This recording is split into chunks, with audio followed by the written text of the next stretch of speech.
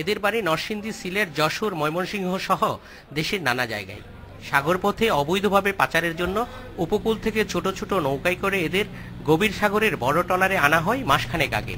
তবে 4 দিন আগে মাঝিমাল্লা আর দালালরা পালিয়ে যাওয়ায় থাই ট্রলারটি সাগরে ভাসছিল ঝুঁকিপূর্ণভাবে। এদের মতো আরো হাজারখানেক মালয়েশিয়াগামী লোক এখনো অন্তত 5টি ট্রলারে সাগরে ভাসছে বলে জানায় উদ্ধার পাওয়ারা। পরিত্যক্ত ট্রলারটিকে কিভাবে ঝুঁকি নিয়ে সেন্ট মার্টিনের কাছে আনা হলো, সিনেমার মতো সেই গল্পও শুনিয়েছে উদ্ধার পাওয়া একজন। আমরা মনে করেন যে আর একটা শিপের কাছে গেছি, যে বাঙালি যে কজন পাইছি আমরা এডারে বসছি যে মরলি আমরা একসাথে মরবো। তারপরে মনে করেন যে ওরা 2টা মেশিন আছে, একটা হলো জেনারেটর আর একটা হলো মনে করেন যে ওই বড় মেশিন। 2টা ছোট মেশিন চালা থাকে, বড়টাও চালন থাকে। ওরা মেশিনের সেলফ ব্যাটারি সব খুলে নিয়ে গেছে। তারপরে দেখতে পাইছি যে না, বড় মেশিনও রানিং আছে। পরে মনে করেন এই চান্সে একটা টান দিছি, আরো 5টা শিপ রেখে পরে এটা নিয়ে আমরা চলে আসছি।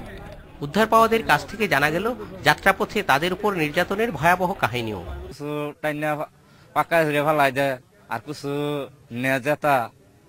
তো এই ধরনের করে অত্যাচার করে। আর আমরা তো মনে করেন খানা কিরম জিনিস, একবেলা খাইলে দুবেলা আমরা উপাসে দেখি। তারা 2 লাখ টাকা আমি দিয়ে দিছি, বুঝছেন। তারপর সে আমার চট্টগ্রাম রাত্রে আমারে যে এইভাবে নিয়ে নদীর ফাড়ে নিয়ে ট্রলার তুলে দিচ্ছে। আমি ট্রলারে যেতে আসলাম, তারপর আমার পিস্তল ধরে রাখছে।